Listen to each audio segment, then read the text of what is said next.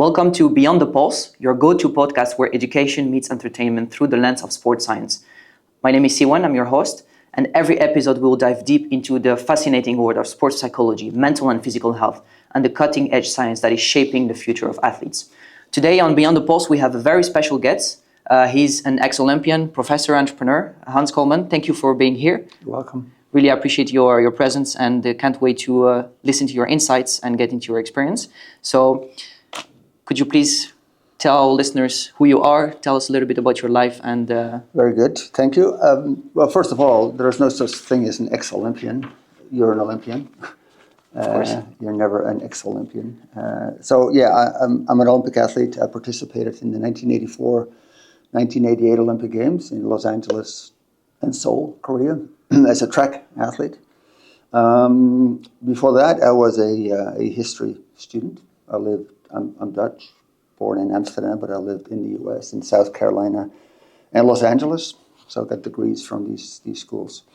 Worked at Nike's European headquarters for 15, 16 years. And since then, I'm a teacher, entrepreneur, and various other things that come across my path. I mean, I'm never bored. People like you guys always know where to find me. It's a bit of a mixed bag. Yeah, so academic, entrepreneur, businessman, creative thinker, innovator, writer. I've written a couple of books. So not quite sure how to define myself. I'm a runner. I'm a runner. Perfect. I'm a runner that likes to tell stories. I guess that's the best way to describe me, I guess. Amazing. Yeah. Yes. I mean, we will dive deep into this on multiple topics today. Maybe to give a quick introduction to you, but who we are, Pulse, also to our listeners. We are a sports tech startup, and our goal is basically to redefine athlete health and performance optimization. That's a big and fancy sentence, but what it means is that we are the first holistic monitoring system, and by providing this tool to sport organization, we help them and their athletes monitor multiple elements of health, including performance. Okay. And we provide recommendation for coaches to know what to do next to prevent injuries, maximize the performance of athletes, and improve their well-being on the long term. So that's in a nutshell what we do. Okay. So today we'll dive into multiple topics. I would love to talk about attitude towards mental health and physical health over time, because you've been here already for quite some time in the field and you've seen how it changed over time. So I would love to discuss this. Mm-hmm. We'll talk also about your book and specifically multiple topics within it, about sports wearable as well. And I would love to conclude, especially get your expertise on this and your feedback on what is the transition from being an athlete to not an athlete anymore, because a lot of athletes get lost into this process. So you've done that successfully, so it's very important for us to get your insight on this so we can educate our fellow athletes on what strategies they can implement for the future. Okay. Perfect. Excellent. I would love to ask you specifically about your expertise, your journey as an Olympian. How has your approach to mental and physical health changed over time? Well, it's an interesting question. It's a very relevant question, put it that way. It's a very modern question. This day and age of extremes, let's call sensitivities, where people are very sensitive about all sorts of issues, right? Be it political, economical, sports, business. Like people are more aware of, I think, the mental aspect, this we call the sensitivities. It's people are a little more sensitive almost than they were in the past. To be honest, when I was running, even when I was in school, it's not a topic that I think ever crossed my mind. Yeah. To be honest, mental health. My coach back then might have mentioned it, off and on when he realized that I or a couple of my teammates were, a little tired or a little down or not quite happy, right? So you put some pulses into the process to set that straight. So it's more like a tactical approach rather than a larger strategic approach towards mental health. The reason we never much thought of it and that's, when I was running and competing, and I think that applies to me, and certainly I think to the folks I was training with. We were so passionate about what we did, so tremendously passionate and driven forward by what we were doing. It almost had nothing to do with sports. Sports was just a manifestation of our inner drive to get somewhere, to stand out, to do something with our lives, not to throw our lives away and to waste whatever talents we might have. So we were so passionate, so much fun in doing all of that there were times where we were thinking, what am I doing? The doubts and the issues and the fear of injuries were always there. But I think it was almost overcome by our tremendous passion, I think, that we had. Honestly, come to think of it now, it's a really good question, and I'm thinking of it now. I'm like, there were things, but that ultimate goal we were looking at was so beautiful. It made everything good. I truly enjoyed what I was doing, and I think that kind of, maybe might have prevented a lot of the negative feelings to come in, I guess. Also, I was hardly ever injured, which helps. Yeah, amazing. Which certainly helps. Yeah. Which certainly helps. So back in those days, we're talking the 1980s, right? So long time ago. To me, it never was much of an issue. And if I think about all the athletes I competed with or was, traveling with, not really, no. Yeah, and great. I think that's a very good one because that's your experience as an athlete. But also, if you look at the research in sports science, we've also seen it that it's only recently that we started incorporating the mental aspect into performance and well-being of athletes. True. And so even researchers, they done that only recently, and that's only now that we know that there is an effect from mental health on physical health and performance in general, but we don't know to what extent. We don't know how to define this correlationship. So I think that it's fascinating to see that experience as an athlete is also mirrored by the actual research that only started recently. True. Yeah. True. Yeah. Great. What is, still on this topic, what is the most surprising or significant change that you've seen in this area? How do you see that it has changed over time? I would argue that when it comes to training and supervision and coaching, it's become a tremendous amount more scientific. Yeah. A lot more scientific than when we were competing. Science was hardly there. We had a heart rate monitor, which we never used, and even if we had put it on, it was quite useless because we never did any tests prior to that. So it's some people did use it, and they're working on certain heart rate, training according to certain heart rates that obviously were determined in tests. But no, not really. And even an old good friend of mine who was an Olympic champion in 1992, science never came into play. She's still one of the top 10 fastest women ever on the planet and won an Olympic gold medal. So if there's one big change, I think, in supervision of athletes, it's definitely it's science. It's science, people standing next to one with wires and measurements and numbers and all of that. And see what you're doing and tell you what to do next and what to do next and what to do next. So it's all very monitored, almost.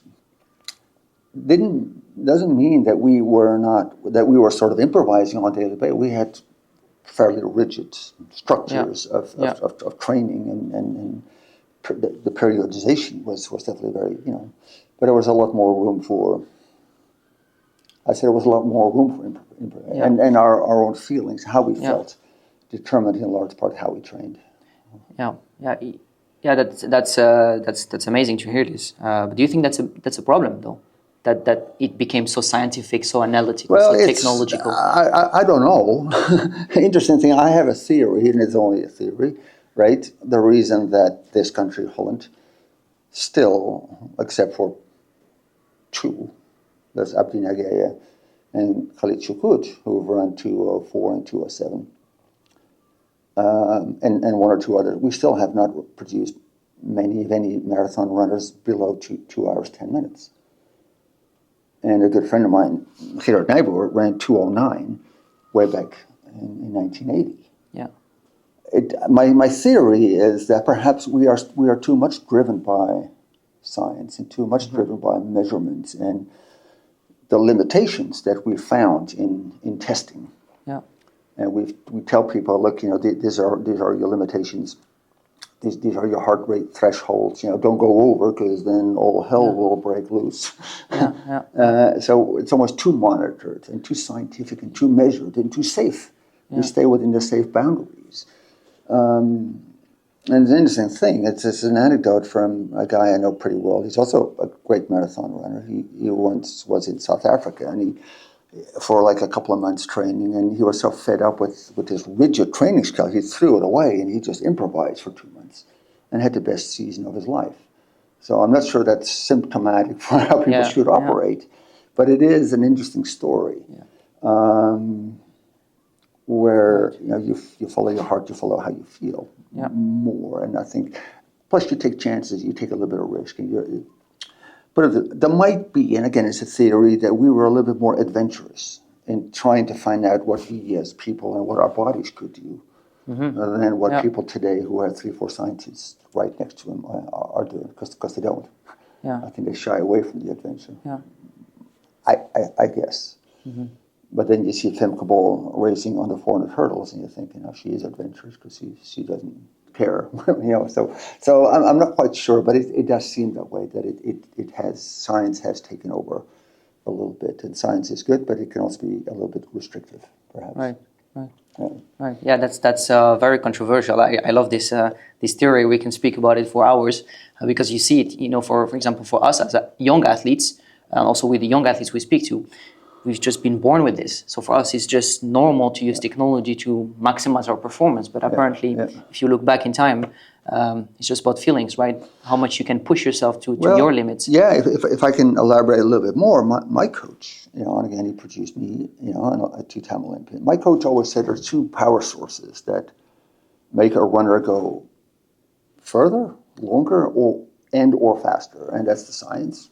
I truly believe in the power of science, which is the rational component of supervision and coaching. And then there's the irrational component, and that's the storytelling, the inspirational bit, which he was very good at. Tell stories to make a young athlete dream of something.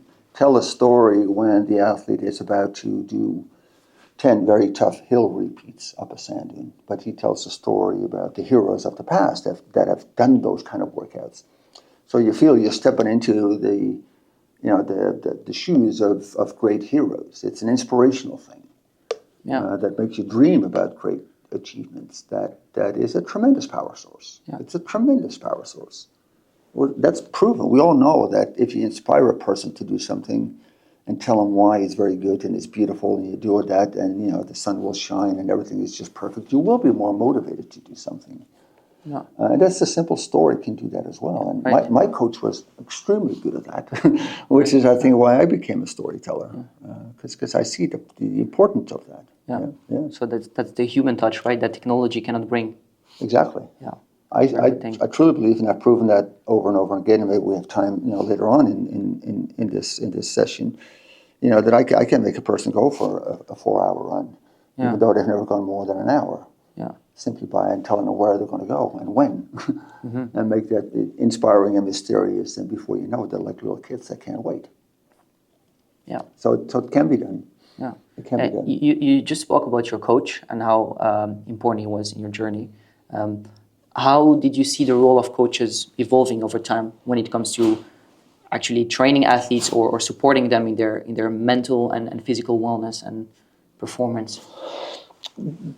From the coaches I know, I think the storytelling element has maybe perhaps gone lost a little bit here and there with the advent of science and measuring tools and everything, which is very good, mind you, right? I'm not against science. I think science it's the reason we are running much better, and everybody is running Absolutely, it's crucial. But I think that storytelling, that inspirational bit, that ability to make a young person dream of something, and that really motivates them beyond anything else. Yeah. And also, how do you bring a person to start running? A person that really needs to run. They're a little obese, they smoke a cigarette, they really need to run. What motivation do you use? Science? Probably not. Yeah. Boring. You're going to get cancer. I know. Yeah. You're fat, you need to run. I know, but still I'm not doing it. So how do you bring that person to run? Not by showing them a list of measurements and plug heart rate monitors on them and telling them how badly out of shape he is. That's not going to work. No, it's a story that pulls him forward.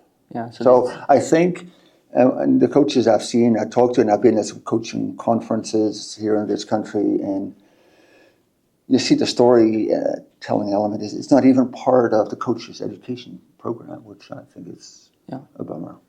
Yeah, it's a pity because it feels like now sport has become so result-driven that it's only about records, it's only about just making money, winning as much as possible, but we forget about this intrinsic motivation that you were just talking about now, right? Well, in the elite level, that is, but that's always been that way. Of course. I think it's the fun part. The fun part, I think, that could be more part of sport in general, I think, and make that a key component in coaching and guiding people. Yeah. But maybe I'm a little bit too negative. I do think that and coming back to your very, very first question, having passion and being inspired to do something through a story that has can have a tremendous effect on the results of a person, but also the motivation and conversely the mental well-being as well. So I think I've seen a little bit of a change where the old generation of coaches were true storytellers, and the more younger ones really aren't. Also because I've never lived through periods of training and races and all that. But again, it's a theory I have. Yes, of course. Theory through experience. So that's probably very valid. Yeah, true. I think it's all about balancing, right? Technology and science could be super useful, but how do you use it? We should use it the right way without losing this human touch and this drive and this passion, because I guess that's what makes the difference between professional athletes and elite athletes, right? Is this drive and this passion for what they do. Yeah, great. So you've seen athletes at their peak, you've seen athletes at their lows, you've been there as well. So from your perspective, what's the most common misconception athletes have about balancing personal development with high-level training?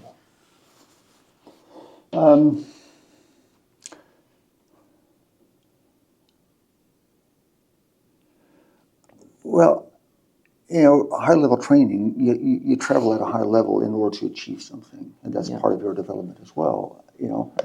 As I mentioned earlier, me, and I wasn't the only one, me becoming an Olympic athlete had in essence very little to do with sports. Sports happened to be the manifestation, the form it took. And as I tell people sometimes, if an inspiring guitar teacher had given me a guitar at age 12, and taught me regularly, and told me stories about guitars, I probably would have been a fairly decent guitar player, right? And the same goes for perhaps even other sports or other ventures in life. What drove me to become an Olympic athlete was an inner dream and voice that told me to move forward towards something out there that made me stand out. Not in an arrogant way, but to make sure, and this is what an old friend of mine that I roomed with in the U.S. always said: we don't want to grow up as old geezers saying, telling a young guy, I could have done that too. You're great. I could have done that too, but I didn't. That kind of thing. You know what I mean? It's like we certainly didn't want to end up like that. Looking back and thinking, I wish I had. What if I should have? We know now you need to grab that opportunity, because before you know it, it's gone. And when it's gone, it's like, oh shit, that's not good. So and it just happened to be sports. So it was an ambition to to take whatever talent we might have and bring that to fruition, and don't let it wither away, because that would have been a sin, almost. Yeah. Yeah. So, in your question, so personal development went hand in hand. Yeah, that's one thing. With that, you know, our drive towards excellence in sports was a part of our inner personal drive towards excellence. Yeah. It was the road it took. Yeah. That. Yeah. Right. Yeah. So there is no need for balancing, right? Because that's one same thing. It's the same thing. Yeah, exactly. It's the same thing. It's who you are. Yeah. You are a runner, a passionate runner, and you're a dream. More important, you're a dreamer. You're a dreamer, and any dreamer on the planet will not be stopped by any fool that stands in his or her way. It's like, just get out of the way. I'm moving forward. Yeah. You might not know where you're going. Mm-hmm. You might not even know if you ever get there. Yeah. But that's a given. That's an uncompromising fact that I have something looking for, and I want to achieve that. I want to get there, and don't stop me. Yeah. And it's me, not me, the athlete. It's me, the person. Yeah. So it does go hand in hand. Yeah. Yeah. Great to hear. Yeah. I think that's very beneficial for athletes to know this, because that's who they are. Being an athlete is who they are. It's part of their personality. So it's who you are. Yeah, but that might just be me. There might other people that watch this later on that could be fantastic, great, talented Olympic, I don't know, hockey players that said, "Oh, that's rubbish." I'm an entrepreneur, I'm a human being, and I'm an athlete, and they're separate. Fine. okay. Yeah. That's them, right? And I'm using that example because I've spoken to a couple of people, hockey people, that actually said that. Yeah. I'm a great hockey player, I'm an Olympic athlete, I'm a person with their own thinking, and I'm an entrepreneur on the side. And they're separate, and I think they're all part of the same drive. Yeah. Yeah. Right. Yeah. I would love to talk about your books. You released 2 of them in the last decade. I'm very curious, especially about the second one, Olympians. It's in Dutch, of course, for our listeners, but I think that's a very interesting one, because you really dive into mental and psychological training, about injury prevention, about recovery. So can you tell a little bit to our listeners about this book? And I'm especially curious to hear, why did you write this book? Well, the book is about, the book Olympians, it talks about the 100 days, roughly, prior to me setting foot in the LA Olympic Stadium. So it's not a book about the Olympics itself, but about the period, the 3 months before that, when I still had not qualified. So I was living in the US, in South Carolina at the time, so I was training. My roommate was Dutch as well. He was a good 5-kilometer runner, also with Olympic ambition. So the 2 of us trained there. So the book consists of 3 parts. One is our time in the US, where we're basically training. The second part is us in Europe trying to qualify. And the third part, the very tiny part, is us actually being at the Olympics, waiting to go into the arena. So it's not so much, it does talk about, being injured and all of that, but it's a novel. Yeah. It's an autobiographical novel that gives the reader an insight in what a person who dreams of the Olympics, how they live, and what they do, and how they train, and how they interact with friends and people, and basically how they live. Yeah. Just so when people would watch the Olympics, like Paris this summer, and you watch, say, track and field, and you see people walking, a group of athletes walking into the stadium, if you read my book, you know what they've been through the last half hour with the warm-up in the call room and all that nervous stuff, but also the weeks and months before that. Yeah. Right? The back scene or the backstage of... Yeah, the insecurities, the tremendous highs, the tremendous lows, the insecurity, the fear of not making it, the euphoria of doing a workout and you feel like you can conquer the world. And these feelings, and I try to describe that in the book, it's roller coaster. It is a roller coaster, and it's based on my own experiences. I had a little bit of a diary, but it's a novel. But I play me, so it's certainly autobiographical. And I think what I try to describe in that is what we're just talking about. It's that uncompromising attitude that we have, that whatever happens, we will get there. Yeah. Because it's part of who we are. It's not just a thing we box you, check. I've done the Olympics, check, let's move on. It was us. It was our personality, our little boy dreaming, right? Yeah. Of something that you really just want to. You woke up with it. We had nightmares, dreams, and everything about it. It was who we are. People refer to us as that. And it was an uncompromising attitude. We were going to go there. So we felt good. We felt bad. It was raining. It was hot. We went out. Yeah. No questions asked. Yeah. Never. It would never occur to us to say, I'm not working out today, unless you were sick or injured or really stiff. But even then, we never had to ask the question. And also, we never had to ask the question, I think I do mention that early on in the book. It was never a question of, so in life you come to this crossroads. Well, we can take the path of personal development in the Olympics and do something else. There never was this crossroad, because a crossroad implies that you stand still and you ask yourself a question: do I go left or right or forward? Never happened.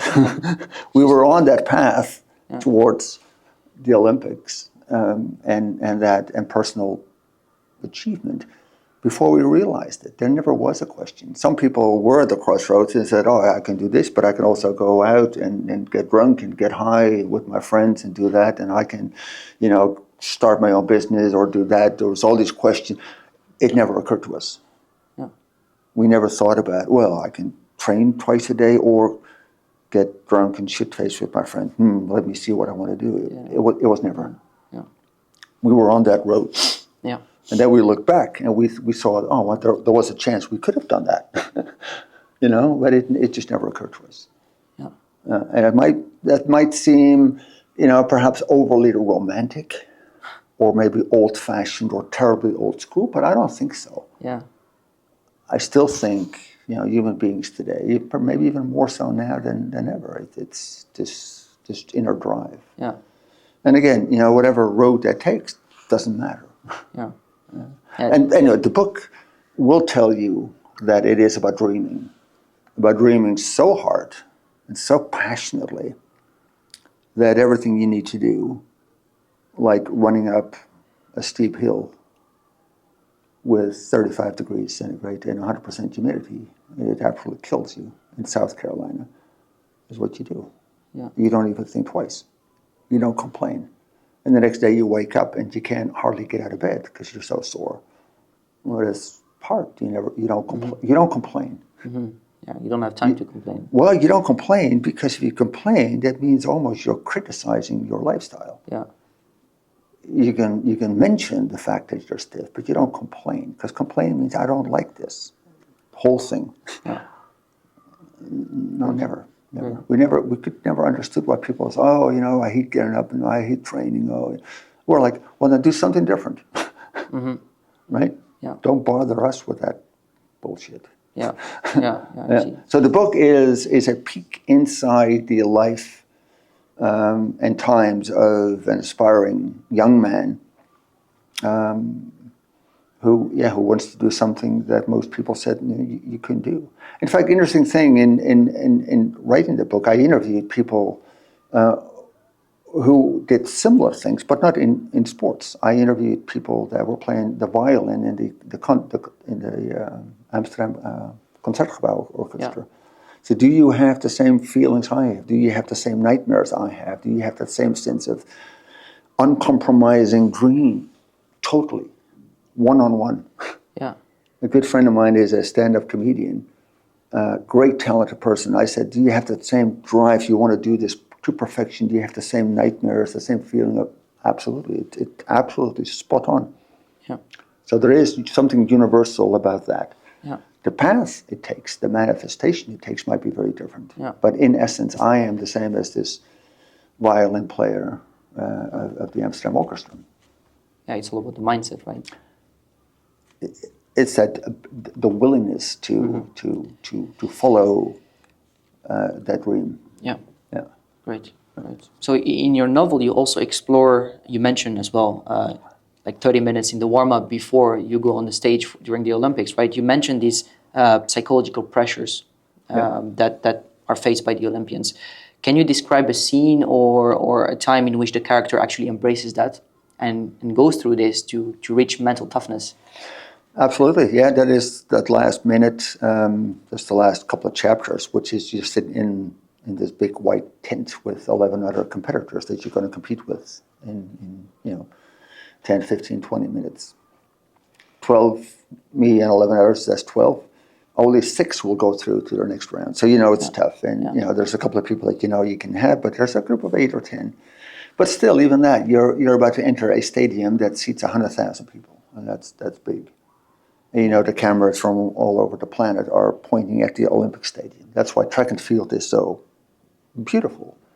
Because any other sports, even swimming, it's not in the Olympic Stadium. Everybody watches track and field because that's in the Olympic Stadium, and it's the most beautiful sport. Yeah.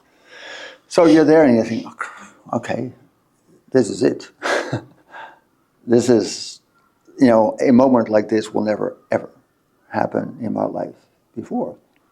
And then the simple words of, my coach and friends around me, don't screw it up. Yeah, easier said than done. Don't screw it up in the most pressure-packed moment, probably in your life. You need to act to perfection, and you need to get your mind with it. You need to stay focused. You don't screw it up. Don't let your mind drift. Don't give in to fear. Don't succumb to fear. Don't choke. Don't do all of that, which is very easy. And I remember sitting there and talking to this other competitor who became a very good friend of mine, Kenyan, Julius, and just chatting. And he won the gold medal, actually, in that event a week later. But he was nervous. And I could see he was nervous. And he came to me and so we chatted, and we both were talking. I said, this is it. This is, we better enjoy this. Yeah. And it's amazing how, and this is what training does. This is what training does. Anybody that does something different, if it's a professor or a surgeon or an athlete or a violin player, this is when your training comes in. You look back on your training, and this is in fact what I did. Yeah. What have I done to get here? And just in a fast-moving movie, it all sort of passes. I looked at the positive things. Yeah. I looked at all the positive things. On what I did, the great workouts, the fun I had, the privilege I had for being there. I think that might have come across my mind as well. The sheer, just positive things, not the negative things. I'm trying to push it out. I think that's sort of what I described. It's just, you better enjoy this because it doesn't get any bigger than this. And it was only much later on that I realized that, of course, in sport, if you think positive, I think positive, you don't, chances are I win because of that, right? We all run 100 meters. I'm positive. I feel confident about myself. You have total doubt and everything. Yeah, it will have an effect on your physical ability.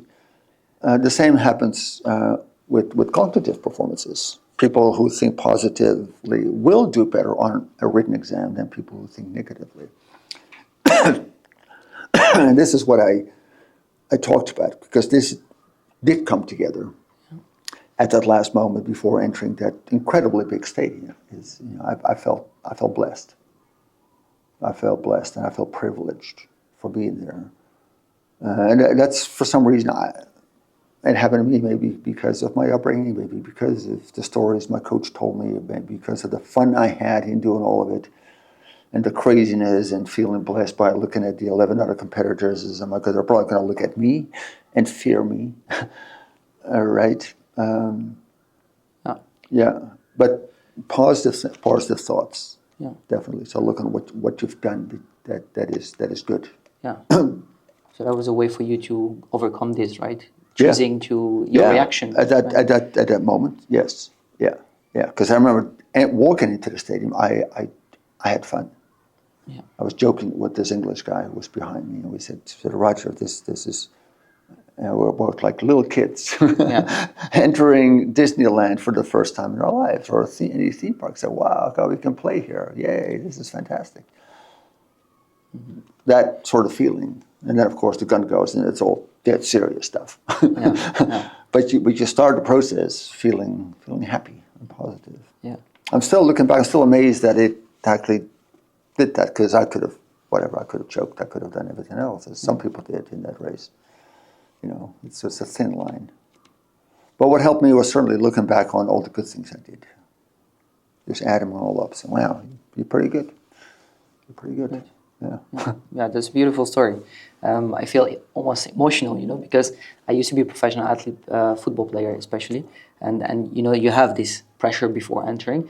I'm pretty sure it's completely different to athletics and track and field, for example, but there is always this high stress and pressure that you have on your shoulders before entering, and then what will make a difference between you and someone who can't handle it is how you react to it, right? If you decide to think about the positive side and focus on your training, what you've done to achieve this. Absolutely, yeah. What coaches say, enjoy it. That sounds almost like lame, like, oh yeah, enjoy it. But it's true. Yeah. Of course, in order to enjoy it, you need to look at it in a broader sense and feel privileged. Yeah. Feel privileged. I'm sure that you in the dressing room, you look and said, where am I? My goodness, there's millions and millions and millions of kids out there that are looking at me and thinking they were you. Yeah. It's only later on I realized that there were little kids looking at me thinking, Christ, wow. Yeah. I wish I was that person. Mm-hmm. But it's that sense of privilege. Yeah, and enjoy it. Yeah, which is difficult. This is high-powered athletics. This is not something to enjoy. This is the real stuff. Yeah. You finish seventh, you're out. Yeah. That's it. Ciao, bye-bye. You finish in the top 6, you can run the semifinals in 2 days. So this is it. This is not like, oh, I'm just going to, lay about and no. This is as high performance as it gets. Yeah. The ultimate pressure cooker. Yeah. And exactly then, you should have that almost childlike attitude of walking into Disneyland for the first time in your life. Yeah. So it's almost, it sounds very contradictory. But maybe that's the secret. Mm-hmm. Maybe that is the secret. Don't take it too seriously. Mm-hmm. Yeah. Even though it's the most serious stuff you'll ever do in your life. Mm-hmm. Don't take that seriousness with it. Do the exact opposite. Something like that. Yeah, to think about. Yeah. Great. Yeah. You also mentioned, when you were in this race, you mentioned it in your book as well. Every single time athletes push their limits, they push their body to their limits. And you detail this in your book as well. Can you share how your characters within the novel approach injury prevention in their quest to win the title? Well, injury prevention, there's a couple of times I think I talk about the roommate I had who had Achilles tendon problems. Injury prevention, it's a big word because you always get little things that happen. You always get sore legs, or you hopefully nothing too serious. We took, again, you live in the U.S. where sports science at the time and paramedical support like physiotherapists are like non-existent. Even simple massages is like no, at the university, no. The only thing they did at the university was cold packs and hot packs. That was about it. Yeah. That was seriously. Yeah. And hot bomb, like really hot atomic bomb. You just slap it on. So it was, very prehistoric. So it's either ice or heat. Yeah. That was it. Massage, there were no masseurs. I think in the whole state of South Carolina there was not a single masseur. So injury prevention. you try to train smart, and when you feel things happening, you Slow down. You slow down. But then, of course, how long? So you always have this sense of pushing. So it's an interesting thing. And again, if I were to record, if I had recorded all these issues of injuries of me and my friends and everything, and people nowadays would read it, they would probably laugh. Because I remember this friend of mine who had severe calf problems. And he didn't train for like 2 days, and he said, "Oh, it's probably good." In order to find out if it was still injured or not, he stood on a chair and just jumped off on his toes and jumped up again, which is pretty stupid to do if you just come back from an injury. But that was his way of finding out, am I fit enough to start training again? It was his test. Yeah. So it's very prehistoric. You took care of yourself the best you could. But coming back, I remember talking to some of my great heroes from the 1970s, the runners from New Zealand who were world record holders, Olympic champions. They told me in New Zealand, we train very smartly. Massage does not exist. Physiotherapists don't exist. We don't do anything. We stretch a little bit. And even they ran world records and ran times that even today are like, okay. Superior than the Dutch records in some ways. Yeah. It certainly helps if you have people around you. But I think a lot of what we did then, for lack of any true support, is trying to use common sense. Trying to use common sense. But then we were lucky. We lived in South Carolina, where it's always warm. That certainly helps. That certainly helps. So injuries were always a big fear. Injuries and illness were always a big fear. There was this thing going around, mononucleosis, right? Pfeiffer's disease, where if you have it, you're like dead tired for like 6 months. That was the ultimate. Worst case scenario. That was the ultimate. That was the most terrible fear. Yeah. That and snapping, a tendon or a muscle. So it was always there. It was always there. But I think if you live like an athlete, we stretched every morning, every evening. I think if you're talking injury prevention, every night we sat down in our room and we stretched. We drank tea and we stretched. We did exercises and and that. So we were very aware again of so that probably helped as well. Yeah, great. It's crazy to compare these times with now. We've talked to a lot of coaches, and the amount of tools and technology they use is insane. Strength testing equipment, force plates, if you're familiar with these. They test players all the time. And we, at Pulse, we try to come in this tech field by bringing in this monitoring tool to have this holistic overview of athletes and monitoring as many health elements as possible, including the mental, the physical, and the environment. So if you look at this, would you say that Pulse would have helped you back then if you would have used it? Probably, undoubtedly. Anything that is good and beneficial today would certainly have helped. If only I had the running spikes that people run in today versus the ones I wore. Yeah, I could have run 3-4 seconds faster probably. Yeah, seriously. I ran on plastic. It was hard plastic with a couple of metal spikes in it, and now it's all of that. Carbon plated, airbag filled 4 feet. It's like, whoa, okay, absolutely, absolutely. It certainly could have helped. Everything could have helped. Conversely, I think a lot of things we did could probably help as well in the more, I wouldn't call it simpler. But if I look at, the evenings we spent at 10 o'clock before we went to bed, like we turn on some soft music, we made tea the way the Kenyans did, and we stretched for half an hour every night. That was, okay, I'm not sure if people do that nowadays. I'm sure they do, but it's a simple way of actually staying fit and staying healthy as well. Absolutely. So, I'm not saying that running today is a lot, or doing sports today is a lot easier than it was back then. I'm not saying that. But there's a lot of things from today would certainly be beneficial to people back then. certainly, both the science and all the other elements as well. Yeah, yeah, that's very, very interesting to hear because, like, I think we've seen the research. If you look at the science, you said at the beginning it was very overlooked or underdeveloped, but it changed so much. Did you notice its impact on sport itself over time?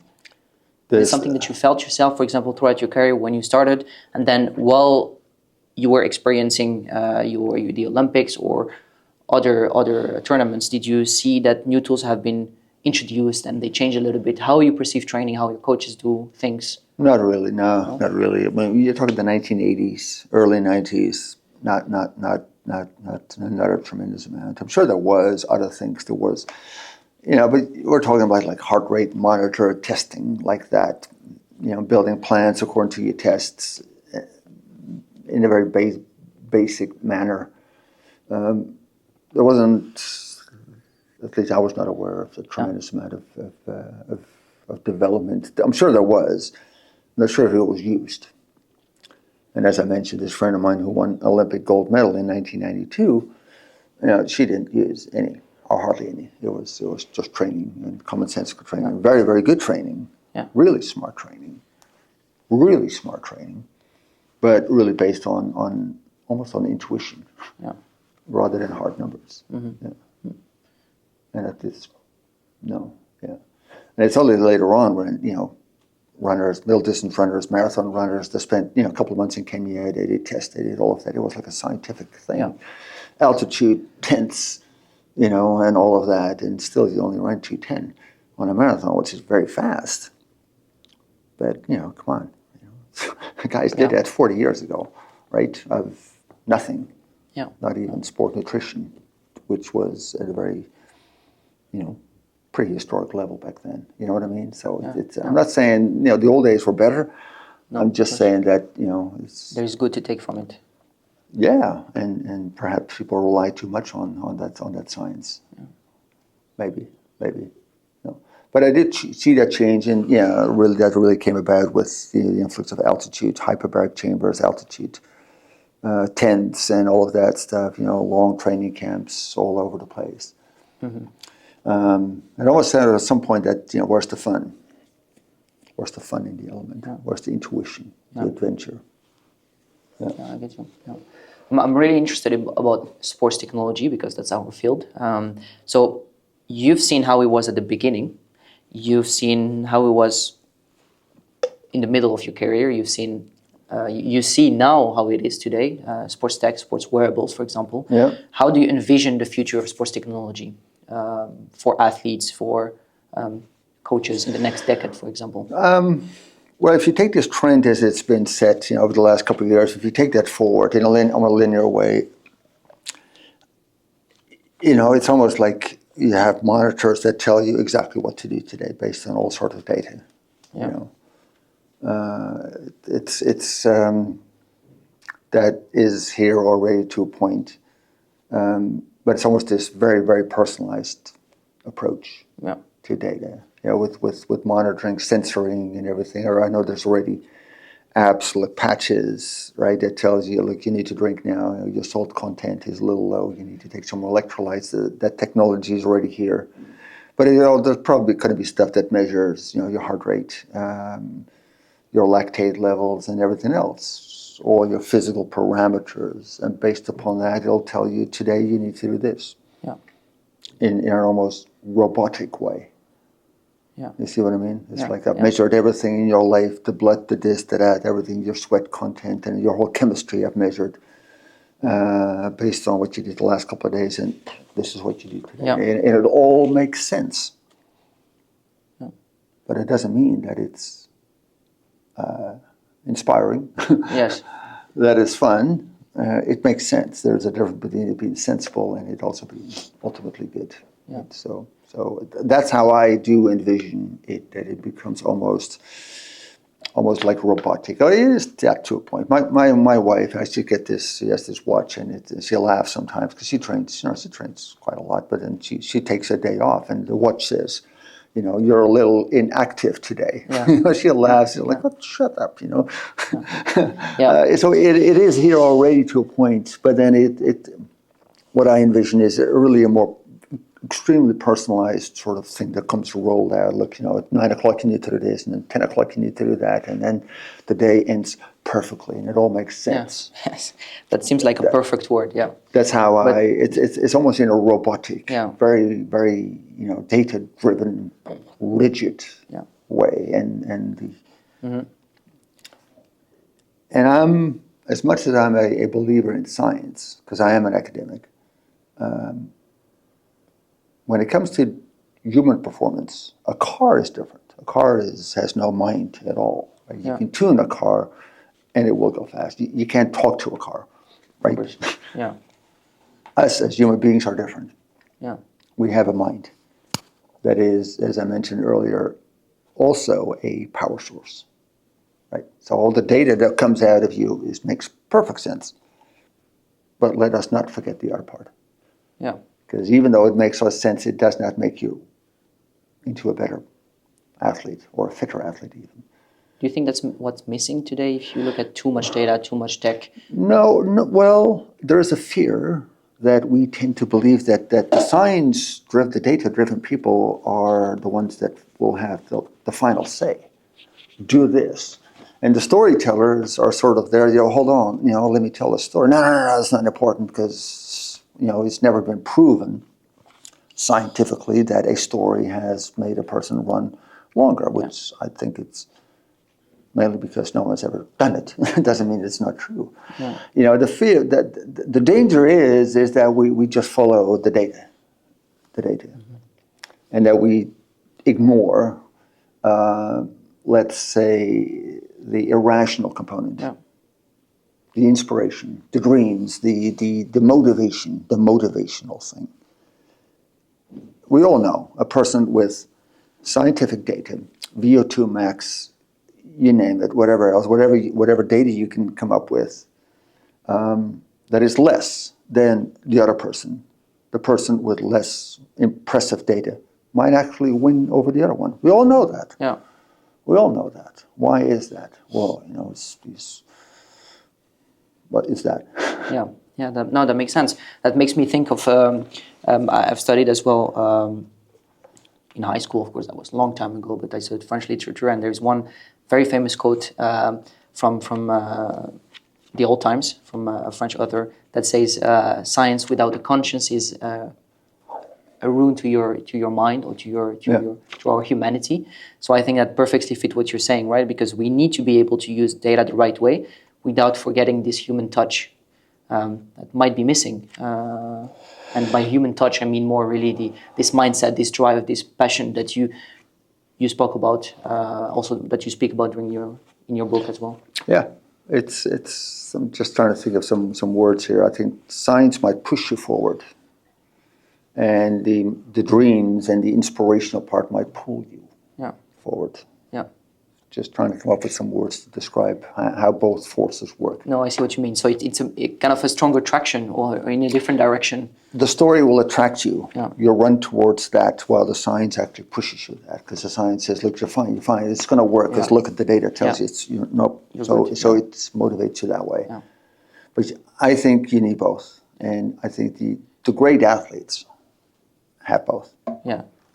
I know the great athletes have both. I mean, look at, the likes of Michael Jordan. Look at great football players, right? They're driven by dreams. Of course. They're driven by dreams. I want to play in Wembley. I want to play at Anfield. I want to play for Liverpool.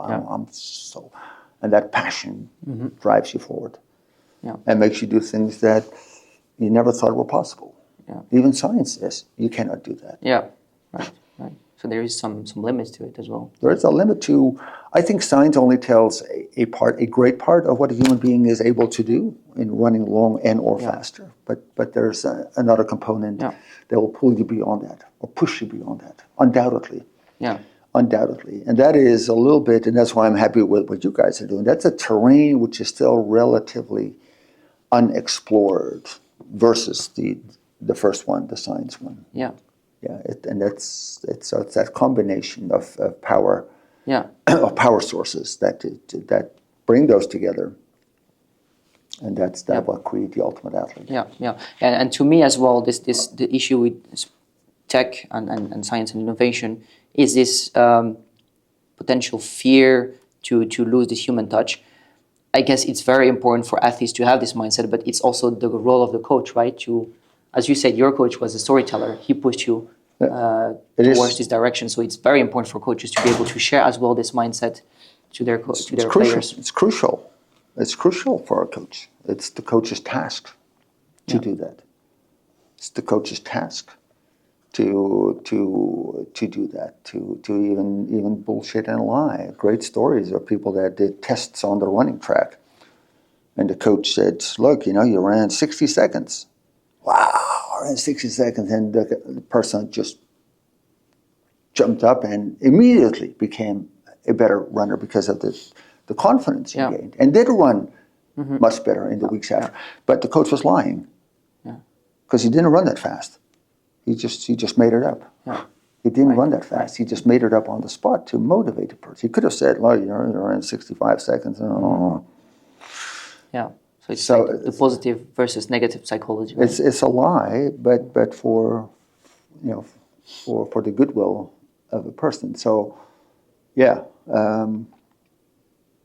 that irrational, emotional element is a tremendous power source. How to manifest that, how to develop that, how to use that. That there's lots of different ways, but to acknowledge that source is here as a complement to science, and whether you want to do it 50-50 or 80-20 or whatever else, that's up to the coach to figure out. It is there. Yeah. You cannot ignore it. And I think it's important to figure out, so how can we develop that, and what sort of, that's an interesting thought. Right. You successfully transitioned from being professional to an elite Olympic athlete, right? So we really feel like in tennis, for example, we're doing a little bit of research in tennis and football, especially in tennis. It's very hard to transition from junior to high professional. So you made this transition from professional athletic athletes to Olympic. Can you share some key mental or physical strategies that were very crucial for you to make this transition successful? Well, I must say, professional athletes, that's a big word. In my days, professional athletes, when I was a professional because I was paid. You don't want to know what I was paid, but you get paid. I can tell the highest paid check I ever got was $3,000 when I finished second in some road race in New York City. But running track and fields, you make, but it's pocket money. Yeah. So there were some people did make a lot of money. So for me, professional Olympic, I was an athlete. And I started off as a junior at 17 that didn't have a clue. And within 5-6 years, I developed into a runner that could run with the best runners on the planet. It came natural. It was sort of a development. There was nothing really unique or different about that. I knew I was good. My coach knew I was good, and he developed that mindset, and I became good. Apparently, because I was good. I was a good runner, so I did what I was supposed to do. Yeah. In that sense, but there was no trick or whatever. Yeah. It's not like, again, none of these crossroads, or can we go this way or that way. It just happened. Yeah. Maybe that is the strategy, right? Maybe there is actually no strategy to transition. It's just about you keeping this commitment and this mindset, right? But it's a commitment to excellence. Yeah. It's a commitment to excellence. In excellence means just that. It's the striving for perfection. Yeah. Draw it at, what does perfection mean? And you mentioned some other sports. I wonder sometimes if people in other sports really strive for perfection. Yeah. They've highlighted and identified all the elements in there, and they said, I will not leave a single one untouched. Mm-hmm. That at the end of the day or at the end of the year, I look back and tell myself, well, I could have done that a little better, or I could have done that a little better. You can do it as a critical way to examine what you've done, but then you'll pick it up and you'll improve it the next year. But to fully acknowledge that there's part of what you're doing is like, I'll leave it at that. Yeah. You're not curious enough to find out how much better you can get. I wonder how many individual athletes, but also team athletes have that. I'm sure there's people that feel that, they should be given a certain status, or, I wonder how come I don't, well, have you really gone into the process with that mindset? It's the mindset that strives really for perfection. Yeah. Perfection is not possible, but it's that excellence that you want to do. And I believe if you go into that, it is part of who you are. That's who you are. Mm-hmm. And if you're not, then you're not. Yeah, right. Yeah, so for you, successfully transitioning from being a professional to an Olympic is not really something you think about. It's really that following that drive that will make you successful. Yeah, you're almost end up at the Olympics at some point where you just keep improving until you improve enough that you're eligible to compete at the games. It's just a different level and position and place you end up. Yeah. You end up. Yeah. So, but it's part of the same process, really. Yeah. Great. Yeah. And speaking about transition, we've done a lot of research, and we spoke also to a lot of athletes in multiple sports.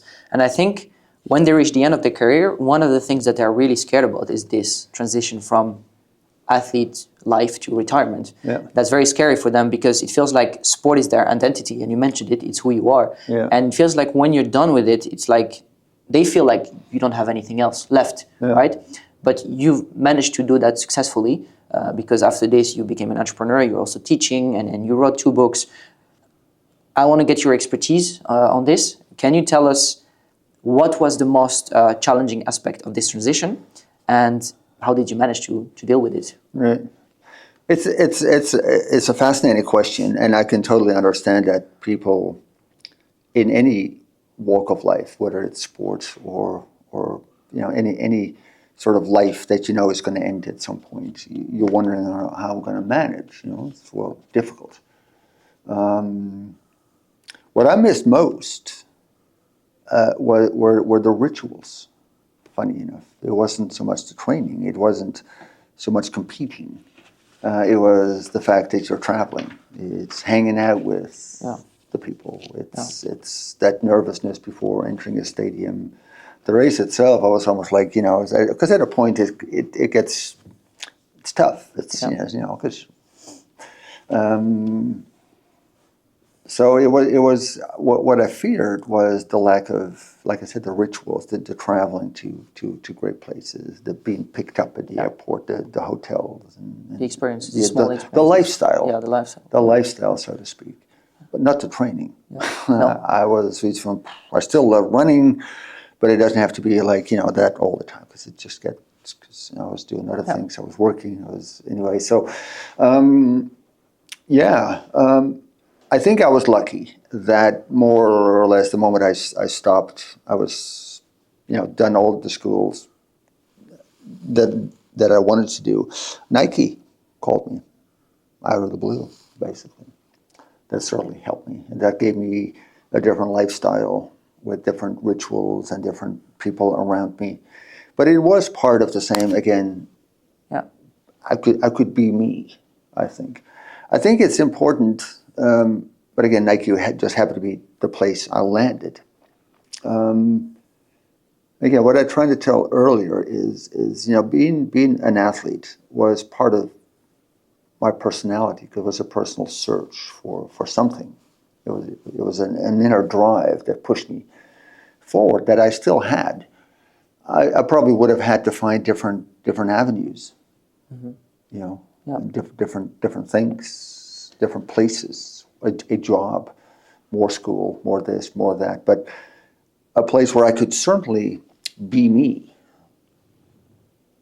From if you're an elite athlete and you're passionate and you're fun, you operate at the highest levels, and then you stop and you get a job, some boring office job at some stupid accountant firm. I can truly understand that people go absolutely crazy. Yeah. Because you miss that daily drive, you miss that sense of adventure.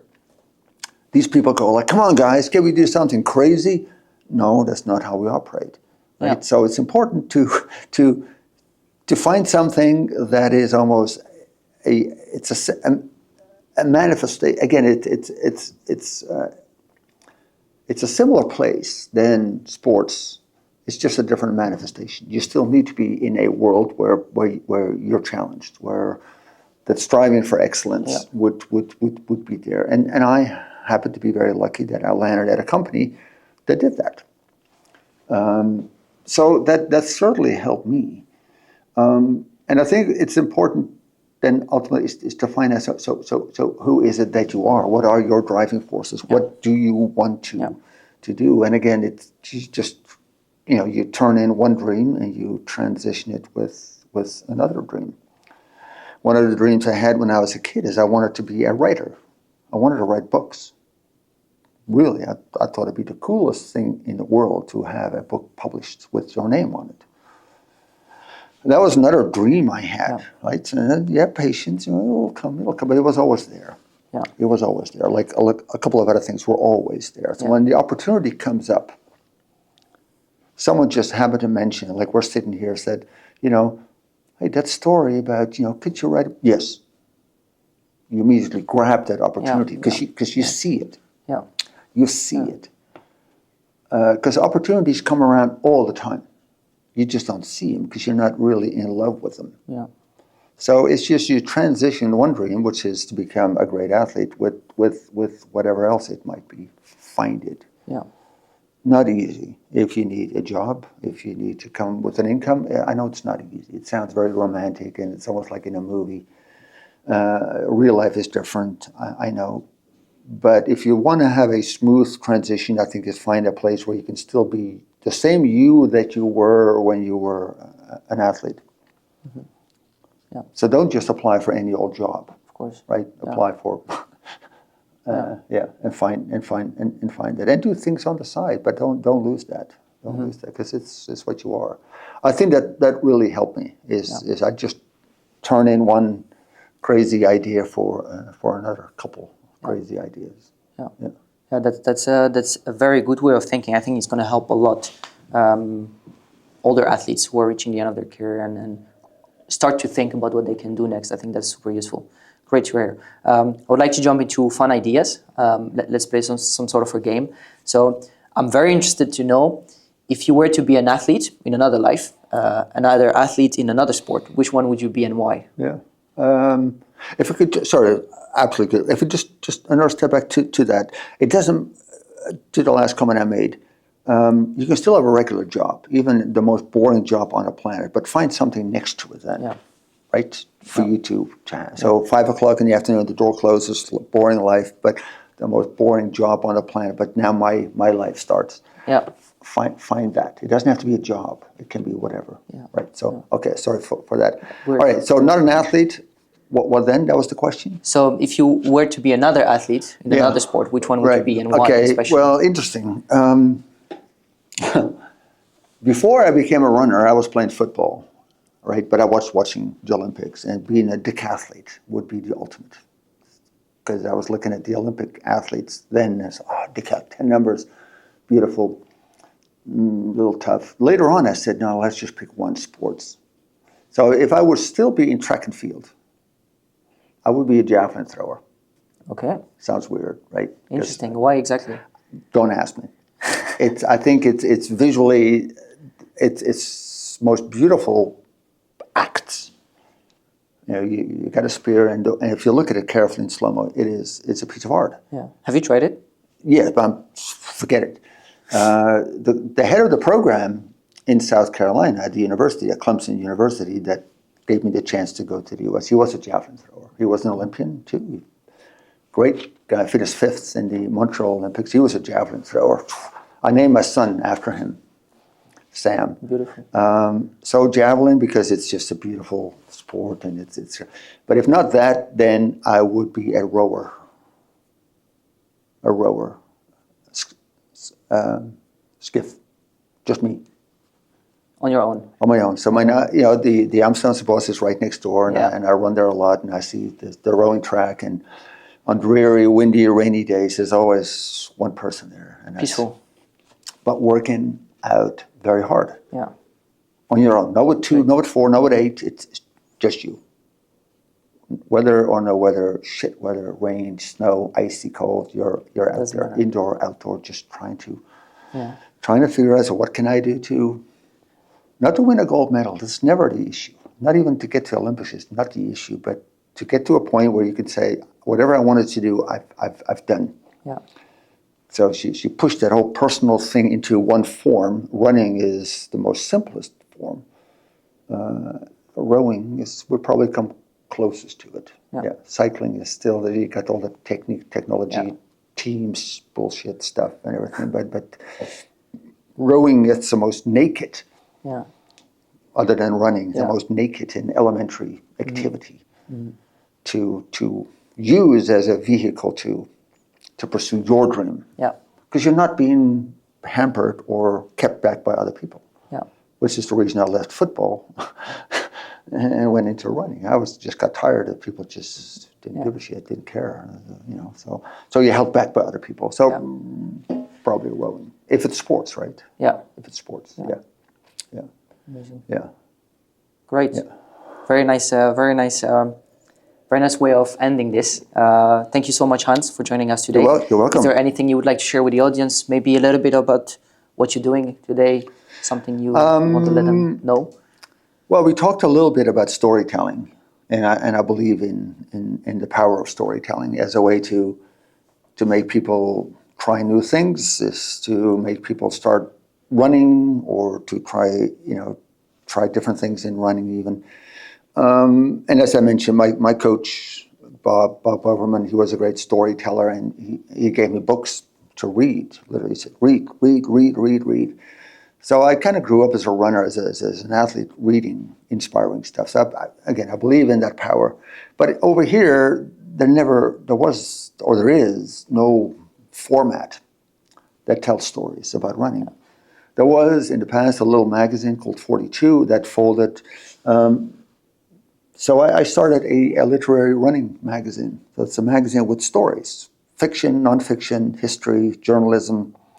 It's called Mystical Miles. It appears 3 times a year. It's like 120, 130 pages, nicely illustrated with pictures. So it's a pictorial book, but with very well written stories from around the world, from the U.S., South Africa, Finland, Germany, lots from Holland, but good written stories that make you dream away and get inspired by. So that's part of my other business, other than teaching here at the university. Great. And where can the listeners find this? You go to mysticalmiles.nl, and then it's a Dutch language. We have plans for a US edition, because this kind of magazine does not exist in the US, funny enough. So it's a Dutch language magazine. So if you want it, so mysticalmiles.nl. Perfect. And that takes you straight to subscriptions. Yes. Perfect. Of course, we'll share the link with our listeners. And, Beautiful. It would be very great if they would check it out. Perfect. Before we end the podcast, on the site, later on after the episode, we would love you to prepare a question for our next guest. And our next guest is going to be a professional athlete as well. So that would be amazing. And we'll talk about it and we'll tell it to the listeners another time. But for now, you can think about it. Okay. That's all for today on Beyond the Pulse. Thank you so much, Hans, for joining us today. In this complex world of sports, we spoke about many topics, and that was very nice to hear your expertise over the time. So we hope you found today's discussion useful. It was good. Same to our listeners as well. And hopefully it added also athletic mindset and value to everybody else. So please follow us on our social media, and we would be very glad to have you join us in this journey and stay up to date when we release future episodes. Thank you. Thank you. Thank you.